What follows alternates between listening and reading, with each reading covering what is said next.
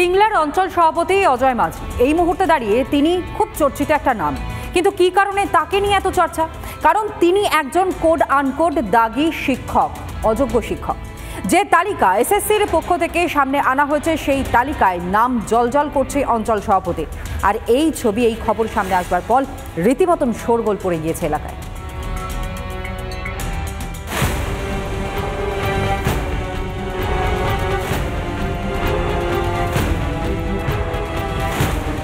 Supreme নির্দেশ, অনেক টালবাহানার পর অবশেষে দাগিদের তালিকা প্রকাশ করতে বাধ্য হয়েছে স্কুল সার্ভিস কমিশন। অযোগ্যদের সেই তালিকা প্রকাশ করতেই চক্ষু চড়ক গাছ, তৃণমূলীদের ছড়াছড়ি। তালিকায় ৩৯ নম্বর নামটি অজয় মাঝি।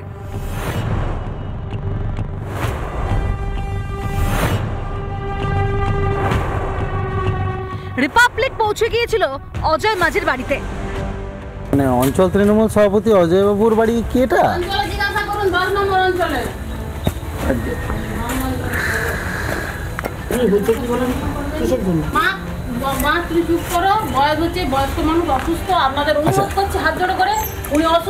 ম্যাডাম শুনুন না, ম্যাডাম শুনুন, একটুখানি কথা বলি,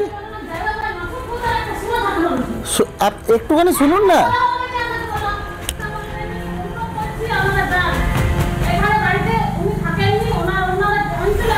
আমরা এসেছি, কথা বলার চেষ্টা করলাম, কিন্তু বাড়ির সদস্যরা কথা বলছেন না এবং তারা পরিষ্কার বলছে যে কি বিষয় তারা কিন্তু জানেন না। বাড়িতে কিন্তু তিনি এই মুহূর্তে নেই। তাহলে কোথায় অজয় মাঝি?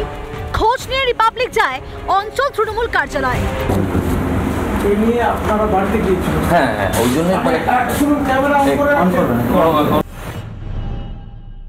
তার সাঙ্গপাঙ্গদের চিৎকার চেঁচামেচিতে এবং তাদের ধমকানিতে আমরা এলাকা ছেড়ে চলে আসতে কার্যত বাধ্য হলাম। এখন আমার সাথে এরকম হাজার হাজার লোকের ছবি আছে, তো আমি কি জানতাম নাকি সে চাকরি পেয়েছে বা তার চাকরি যাচ্ছে?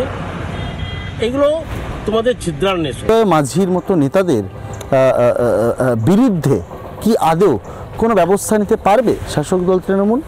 এটাই এখন সব থেকে বড় প্রশ্ন। পিংলা থেকে ক্যামেরা পার্সন মৃন্ময়ের সঙ্গে সুদীপ্ত, রিপাবলিক বাংলা। নানা ধরনের কন্টেন্ট দেখার জন্য লাইক করুন, শেয়ার করুন আমাদের ফেসবুক পেজ, সাবস্ক্রাইব করুন আমাদের ইউটিউব চ্যানেল। পাশাপাশি অন্যান্য ব্রেকিং নিউজের জন্য অবশ্যই চোখ রাখুন রিপাবলিক বাংলায়।